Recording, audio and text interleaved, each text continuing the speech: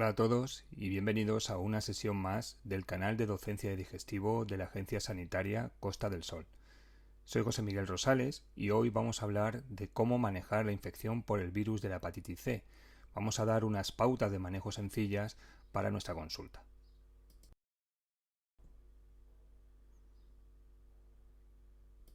En primer lugar, y un poco a modo de introducción, comentar que en los últimos estudios publicados en España, la seroprevalencia de infección, es decir, la tasa de serologías positivas para el virus de la hepatitis C, está en algo más del 0,6% y poco más del 1%. Sin embargo, la tasa de infección activa, es decir, la prevalencia de virus C, es decir, la presencia de virus detectable en la sangre, es menor de lo que se esperaba, entre el 0,12 y el 0,32%. Sabéis que hoy en día disponemos de fármacos antivirales que tienen una eficacia muy elevada, siendo capaces de curar a más del 95 o 97% de los pacientes que tratamos.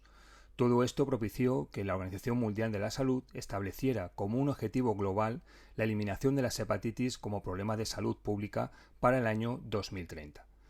Por desgracia, este objetivo será difícilmente alcanzable en un gran número de países, ya que la pandemia de la COVID-19 ha supuesto un freno tanto en el ritmo de diagnóstico como de tratamiento de la hepatitis C.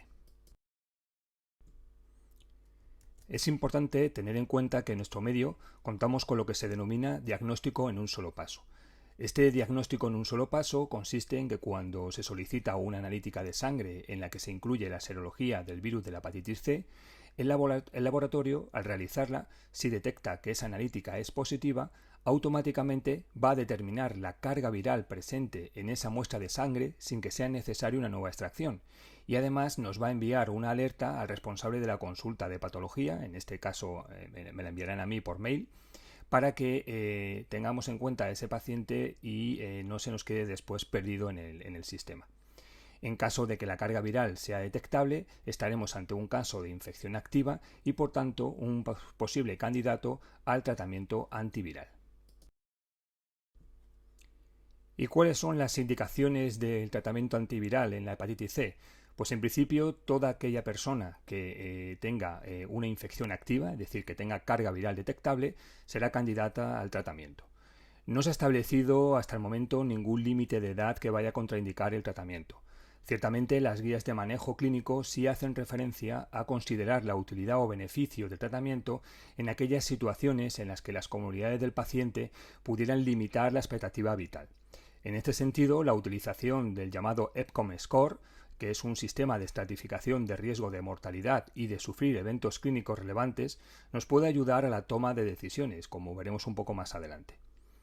Tampoco el alcoholismo o el uso de drogas va a suponer una contraindicación al tratamiento antiviral, como también vamos a ver algo más adelante. Esta es la herramienta EPCOM Score. Es una aplicación gratuita que está disponible tanto para iOS como Android y nos permite calcular el riesgo de mortalidad o de presentar eventos clínicos relevantes en función de la comorbilidad del paciente. Cuando abrimos la aplicación, esta será la pantalla que vamos a ver y en ella vamos a ver unas pestañas que nos van a permitir el cálculo de los test de fibrosis APRI y FIB4, pero si clicamos sobre la pestañita de EPCOM nos va a aparecer otra nueva ventana en donde podremos tener, introducir los datos de estas analíticas que nos piden, el INR, la bilirrubina, la albúmina y también situaremos aquí la edad del paciente. Además, vamos a calcular el índice de Charlson, que es un sistema de evaluación de la esperanza de vida a 10 años y que depende de la edad y de una serie de comorbilidades. Cuando marcamos esta casilla, se nos abre una ventana donde podremos ver diferentes comorbilidades del paciente y debemos de marcar sí o no en el caso de que las tenga. Así, una vez que hemos marcado pues todas esas casillas de comorbilidad, nos dará una puntuación del índice de Charlson y junto con los datos analíticos y la edad que hemos metido antes, pues calcularemos el EPCOM aplicando sobre la casilla. Eso nos va a dar una puntuación y esta puntuación va a hacer referencia al riesgo que va a tener esa persona de mortalidad o de eventos clínicos relevantes a 1 y 2 años de haber finalizado el tratamiento antiviral. De esta manera lo podremos ver aquí en la tabla el riesgo que tiene el paciente. En nuestro caso, en este ejemplo concreto de aquí, pues sería un paciente con un riesgo alto de mortalidad al año del tratamiento, que estaría en torno al 40%, de casi el 60% a 2 años del tratamiento, mientras que la probabilidad de desarrollar eventos clínicos relevantes estaría cercanos al 70% en el primer año y al 75% durante el segundo año. Bien, esta aplicación que hemos visto va a estar sustentada en un estudio multicéntrico que fue liderada por el doctor Ampuero del Hospital Virgen de Rocío de Sevilla. La comparación que se hizo de este score, del EPCON score, con otros sistemas de evaluación pronóstica utilizados en pacientes con hepatopatías, como el CIRCOM Index, el MEL o el Child-Pugh score, muestra un área bajo la curva mucho mayor para el EPCON score, de manera que es mucho más preciso que el resto de los sistemas. Además, cuando analizamos las gráficas de supervivencia y de desarrollo de eventos clínicos relevantes, tanto en la cohorte de estudio como en la cohorte de validación, vemos que la supervivencia global, como aquí podemos ver, era mucho mayor en los pacientes de bajo riesgo, era menor en los pacientes de riesgo intermedio y más baja en los pacientes con un alto riesgo. Lo mismo ocurría con el porcentaje de desarrollar eventos clínicos relevantes. Y lo mismo ocurre, como os he dicho antes, aquí abajo en las gráficas correspondientes a la cohorte de validación. Un aspecto importante a destacar de este estudio es que la probabilidad de supervivencia tras alcanzar la respuesta viral sostenida con el tratamiento antiviral fue mayor en los pacientes fue mucho mayor en los pacientes curados que en los no curados, independientemente de que fuera un grupo de bajo riesgo, un grupo de riesgo intermedio o alto riesgo.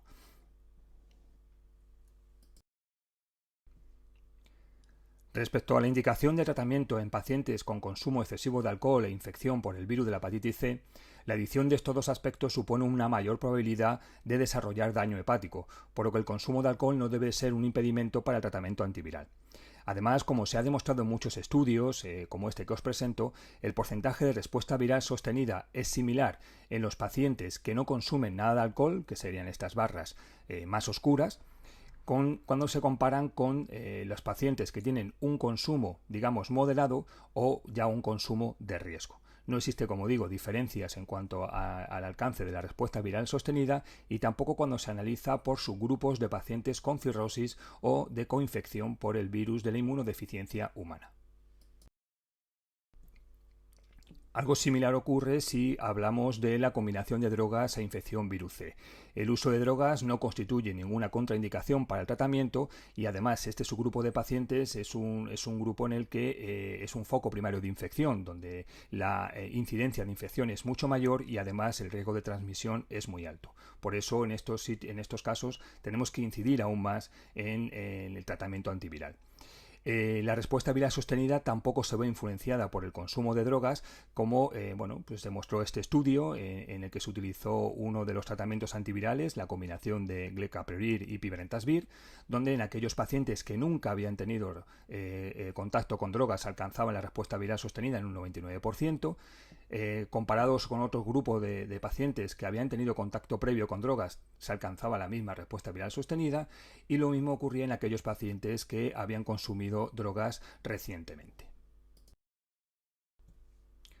De la misma forma ocurre analizar pacientes tratados con otros antivirales, en este caso con la combinación de sofosbuvir-velpatasvir, que se alcanzan tasas de respuestas virales sostenidas en pacientes que tenían antecedentes de consumo de drogas o que en ese momento seguían consumiéndolas, pues muy altas, tasas de casi el 98%, similares a las que alcanzan los pacientes que no son usuarios de drogas.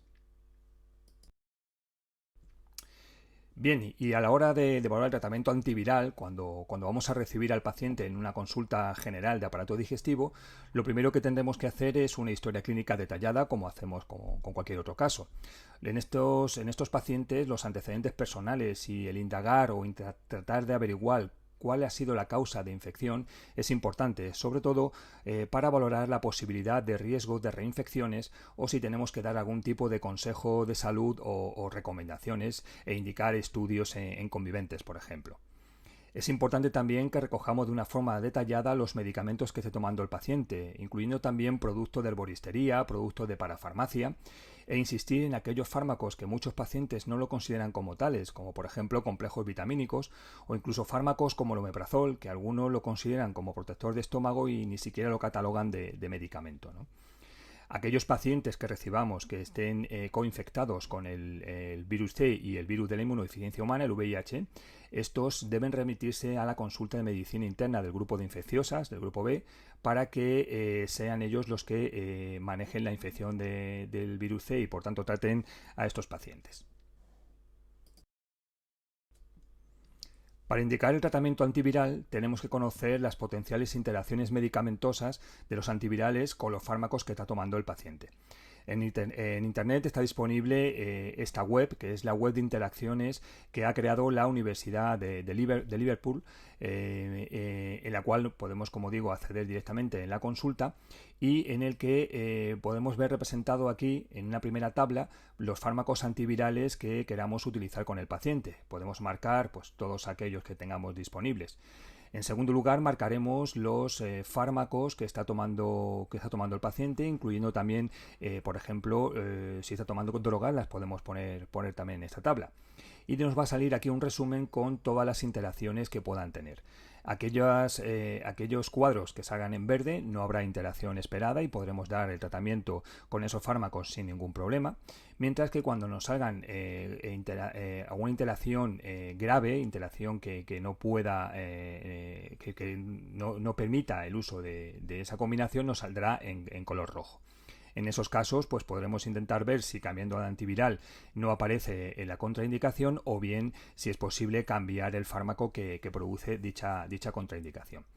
Cuando nos sale una potencial interacción, que nos vendrá en naranja, habitualmente no contraindica el uso de esos fármacos. Lo que pasa que es importante que miremos a ver exactamente qué quiere decir, porque normalmente lo que nos indica es que hay que tener cierta precaución porque a lo mejor puede aumentar la toxicidad del fármaco que toma el paciente al aumentar sus niveles plasmáticos. Eso ocurre, por ejemplo, mucho con el uso de antihipertensivos. En esos casos, pues como digo, habrá que vigilarlo y simplemente recomendar al paciente que se controle mucho más la tensión arterial y reducir la dosis de los fármacos si fuera preciso. También dentro de la valoración pretratamiento valoraremos una analítica general de sangre. No es que sea imprescindible todos estos parámetros para el tratamiento antiviral, pero bueno, son útiles para tener una idea general de cómo está el paciente. También algunos de ellos los podremos utilizar con fines de investigación. Y luego hay algunas determinaciones, como por ejemplo, que son importantes, como por ejemplo la serología del virus de la hepatitis B, pues en pacientes que tengan infección crónica y no se ha conocido esto, es importante saberlo, pues pueden requerir un tratamiento profiláctico para evitar reactivaciones cuando iniciemos el tratamiento frente al virus de la hepatitis C. El genotipo es algo que hoy en día ya no resulta imprescindible para hacer el tratamiento antiviral, habida cuenta de la eficacia pangenotípica de los antivirales disponibles. Si bien es cierto que nos puede ayudar a hacer mucho más precisa la indicación de tratamiento antiviral y, sobre todo en algunos subgrupos, podemos conseguir mejorar la tasa de respuesta viral si conocemos el genotipo y hacemos una indicación de tratamiento, digamos, más personalizada. También puede tener un papel, lógicamente, para finalidad investigadora. En cualquier caso, si tenemos una analítica completa, no vamos a pedir un genotipo si eso nos va a hacer que retrasemos el tratamiento, sobre todo en grupos de pacientes que puedan ser más difíciles de seguir. La ecografía abdominal tampoco es algo que resulte o que sea absolutamente necesario para iniciar el tratamiento antiviral. Sí lo será, lógicamente, en pacientes cirróticos, pues para valorar posibles descompensaciones como la presencia de ascitis y, lógicamente, para el cribado del hepatocarcinoma. Sí es cierto que si disponemos del ecógrafo en la consulta, pues bueno, no está tampoco de más si le echamos un vistazo al paciente y bueno, pues tenemos más información de su hígado, ¿no? Lo que sí tendremos siempre que hacer en la consulta de pretratamiento es una primera valoración de la fibrosis que pueda tener el paciente. Esa valoración de la fibrosis en nuestro centro la podemos hacer fundamentalmente de dos maneras, o bien por elastografía de transición a través del FibroScan. Lo que ocurre es que al no tenerlo en la consulta nos obliga a solicitarlo y por tanto tener que dar una nueva cita al paciente. Por eso tenemos también parámetros analíticos no invasivos, como son el test de FIB4 y el APRI, que con solamente tener la edad, la AST, la ALT y el recuento de plaquetas, nos permite hacer un cálculo rápido para saber si ese paciente podemos confirmar o descartar sobre todo la presencia de una fibrosis avanzada, que es lo que más relevancia pueda tener para nosotros. Aquellos pacientes que tengan un FIB4 de más de 3,25 o un APRI de más de 1,5 va a tener una altísima probabilidad y muy fiable de tener una fibrosis avanzada. Estos pacientes deberán ser incluidos en programa de cribado o si queremos asegurar esa fibrosis mediante la realización de un FibroScan. Los pacientes que tengan menos de 1,45 en el FIB4 o menos de 0,5 en el APRI son pacientes sin fibrosis significativa, también con una precisión muy alta. Y si tendremos valores intermedios en los que es más difícil poder asegurar o descartar la presencia de fibrosis significativa, con lo cual estos pacientes también se beneficiarían de la realización de un FibroScan.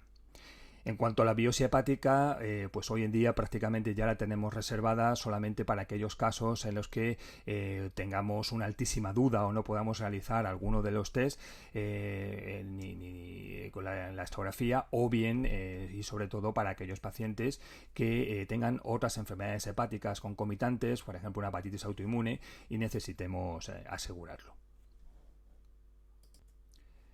Bien, esta es la herramienta que yo utilizo habitualmente en la consulta para el cálculo de estos test, porque me permite con la misma herramienta calcular tanto el FIB4 como el APRI. Esta es la web disponible en internet, es gratuita, pero bueno, hay múltiples fórmulas y calculadoras por internet para poder hacerlo.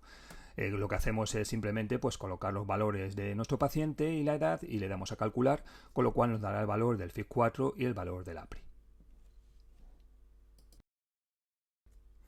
Bueno, ¿y cuáles son las opciones de tratamiento antiviral que tenemos actualmente? Pues en primer lugar tenemos esta combinación que pertenece a AbbVie, es Mavyret. Mavyret es una combinación de dos antivirales, el Caprevir, que es un inhibidor de la proteasa, y el Pibrentasvir, que es un inhibidor de la NS5A. Esto hace que no vamos a poder indicarlos en aquellos pacientes que tengan una cirrosis ya descompensada, porque al tener un inhibidor de la proteasa lo que va a hacer es aumentar el riesgo de toxicidad y descompensación hepática. En cambio sería un fármaco de elección en pacientes con insuficiencia renal, puesto que no requiere ajuste en función del filtrado glomerular, ni siquiera en los casos en los que están en diálisis. La posología es de 3 comprimidos juntos al día con un poco de comida. Y la seguridad del fármaco es muy alta y casi igual a placebo, pero por si se os consulta, pues dentro de la poca frecuencia que suelen tener, pues los secundarismos más relevantes pues serían, como os pongo aquí, la cefalea, la fatiga, la astenia, náuseas, diarrea. Otra opción de tratamiento antiviral que tenemos disponible, igual de buena, es la combinación de Gilead, que se llama Epclusa. Epclusa lleva dos antivirales, que son el Sofosbuvir, que es inhibidor de la NS5B, y Velpatasvir, que es un inhibidor de la NS5A. Al no llevar un inhibidor de la proteasa, se puede utilizar en cirrosis descompensada, por lo cual será el fármaco de elección en estas situaciones. Hay que tener precaución, eso sí, en pacientes con insuficiencia renal, de manera que no se recomienda su uso cuando el filtrado glomerular esté por debajo de 30 ml por minuto. La posología es de un comprimido diario con o sin comidas y al igual que ocurría con la anterior combinación, la seguridad es muy alta, también similar a placebo, y bueno, pues si aparece algún secundarismo suele ser cefalea, fatiga, náuseas, es decir, muy similar a la anterior. La tercera opción de tratamiento que tenemos también pertenece a Gilead y es Vosevi. Vosevi es una combinación realmente de lo que sería el Epclusa, el anterior fármaco, Sofosbuvir, Velpatasvir, pero al que se le añade Voxilaprevir, que es un inhibidor de la proteasa. Esto hace que, como ocurría con el fármaco de AbbVie, no se puede utilizar en pacientes con cirrosis descompensada. También tenemos que tener la precaución en los pacientes con un filtrado glomerular menor a 30 y no podremos utilizarlo. Y la posología también es sencilla, un comprimido diario durante 12 semanas. Actualmente en España la indicación que tiene Vosevi es en aquellos casos de pacientes que hayan recibido tratamiento antiviral con combinación de antivirales y hayan fracasado. Lo mismo ocurre con la seguridad del fármaco, pocos secundarismos y cuando ocurren, bueno, no son tampoco especialmente relevantes y son similares a los que ya he comentado. Para facilitar el acceso al tratamiento antiviral, sobre todo a grupos más difíciles para el seguimiento y para que vengan a las revisiones y a las citas, como por ejemplo usuarios a drogas, pacientes por ejemplo que estén institucionalizados en centros de prisiones, se está abogando por simplificar en lo posible el tratamiento, el manejo, ¿no? Y se van haciendo o tendiendo a hacer pautas de tratamiento en las que no precisemos del genotipado. Como digo, todo esto es porque los fármacos actuales tienen una respuesta viral muy elevada independientemente del genotipo.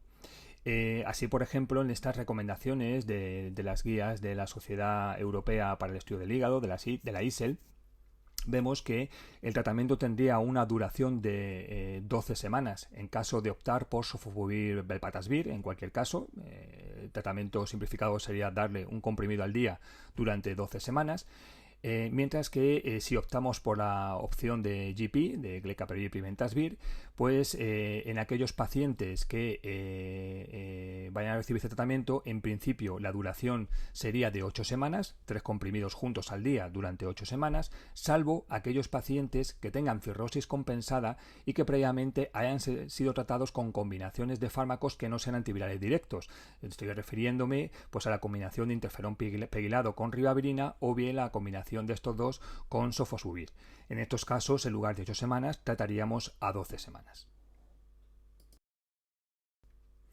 En cambio, si disponemos del genotipo y queremos hacer una optimización todavía mayor del tratamiento para conseguir las tasas más altas de respuesta viral posibles, pues trataremos de esta otra forma un poquito más compleja, ¿no? En el caso de tanto de sofosbuvir-velpatasvir como de glecaprevir-pimentasvir, para genotipos que no sea el 3, vamos a tratar exactamente igual que la forma simplificada. En los casos que tengamos ya con genotipo 3, si optamos por sofosbuvir-velpatasvir, nos iremos a 12 semanas de tratamiento si el paciente no es cirrótico, pero si el paciente tiene una cirrosis compensada, trataremos de esas 12 semanas, pero asociando la ribavirina ajustada a peso, es decir, 1000 miligramos si tiene menos de 75 kilos o si el paciente pesa 75 kilos o más, daremos 1200 miligramos. Con la formulación de GP, lo mismo. En los pacientes que no son genotipo 3 vamos a hacer igual que la forma simplificada, mientras que en pacientes con genotipo 3 lo que vamos a hacer, si tiene si el paciente no tiene cirrosis y nunca ha sido tratado, pues iremos a 8 semanas de tratamiento, mientras que si ha sido previamente tratado con interferón, ribavirina y sofosbuvir, pues iremos a 12 semanas. Aquellos pacientes que tengan una cirrosis compensada y que nunca hayan sido tratados con genotipo 3, pues la duración de tratamiento no está muy clara. Los estudios parece que dicen que sería lo mismo tratar durante 8 semanas o durante 12. Sin embargo, quizás haga falta todavía tener más datos para poder utilizarlo a 8 semanas. En cualquier caso, cualquiera de las dos opciones podría ser válida. Mientras que si el paciente ha tenido previamente tratamiento con interferón ribavirina, pues nos iríamos a 16 semanas de tratamiento. Hablaremos de curación cuando se alcance la respuesta viral sostenida 12, es decir, la ausencia de carga viral detectable a las 12 semanas de haber terminado el tratamiento antiviral. La concordancia con la respuesta viral sostenida 24 a las 24 semanas de haber terminado es del 99%. Los estudios de seguimiento a largo plazo muestran que en la gran mayoría de los pacientes la respuesta viral sostenida se corresponde con una curación definitiva de la infección. Y para finalizar, vamos a indicar en esta diapositiva el resumen de los seguimientos de los pacientes con infección virus C en nuestras consultas. La visita cero es la que se realizaría en las consultas generales de digestivo, donde habitualmente no se inicia el tratamiento antiviral. Esta visita se solaparía con la visita 1 cuando esa visita se realiza directamente en las consultas de patología. Lo que ocurre pues cuando recibimos derivaciones directas de los centros de tratamiento de adicciones, con interconsultas directas, o cuando se hace una búsqueda activa por nuestra parte de pacientes perdidos en el sistema. En esa visita cero se haría pues la historia y exploración completa del paciente que hablamos antes. Si tenemos equipo ecográfico podemos hacer también esa ecografía y vamos a valorar por parámetros no invasivos de análisis el FIB4 y el APRI para de esa manera conocer la posible fibrosis que tenga el paciente. Aquellos pacientes que tengan un test con una alta probabilidad de fibrosis avanzada o que tenga valores en zona gris, le vamos a pedir un fibroscan para remitirlo a la consulta de patología y una analítica general si no disponemos de la misma o si consideramos que esta tiene datos incompletos. En esa visita 1, que sería la que tendríamos en la consulta de patología, valoraríamos todas las pruebas que se han realizado, valoramos también las interacciones medicamentosas con el programa este de Liverpool que os he comentado antes e iniciaríamos el tratamiento antiviral, para lo que debe acudir a la farmacia del hospital con el informe clínico de la consulta para que de esta manera se dispense el tratamiento y sea evaluado por el farmacéutico. Los pacientes que tengan datos de fibrosis avanzada van a ser incluidos ya para cribado semestral de hepatocarcinoma. Lo que sí, el paciente se irá de la consulta con la petición para realizarse la analítica a los 3 meses después de haber finalizado el tratamiento. Esa analítica debe incluir la carga viral para poder objetivar la respuesta viral y también ya le dejaremos la fecha de la cita de revisión. En esa visita 2 haremos esa revisión, normalmente la tendremos más o menos 4 meses después de haber finalizado el tratamiento antiviral y si, como es esperable, se ha alcanzado la respuesta viral sostenida, pues le daremos una cita con una analítica también general y carga viral para un año después. En aquellos pacientes que tengan una fibrosis por fibroscan de F2, le dejaremos también solicitado un fibroscan de control para esa revisión anual. Y por supuesto, si no se ha hecho antes, todos aquellos pacientes con fibrosis avanzada se incluirán en el cribado de hepatocarcinoma. La visita tercera, que sería al año de haber finalizado el tratamiento, valoraremos esos análisis y el fibroscan en los casos de que tenía el paciente un F2 y bueno, pues si ese paciente bien no tenía fibrosis previamente o en el fibroscan que se ha hecho no ha aumentado esa fibrosis de F2, pues serán pacientes que se les dará de alta, salvo lógicamente que no tengan otro motivo por el que haya que mantener el seguimiento. Y eso es todo. Cualquier duda que tengáis me la podéis hacer llegar mediante preguntas a mi correo o bien lo podéis también escribir en los comentarios que hay debajo del vídeo e intentaré responderos lo antes posible. Muchas gracias por vuestra atención y bueno, nos vemos o nos oímos, mejor dicho, en la siguiente.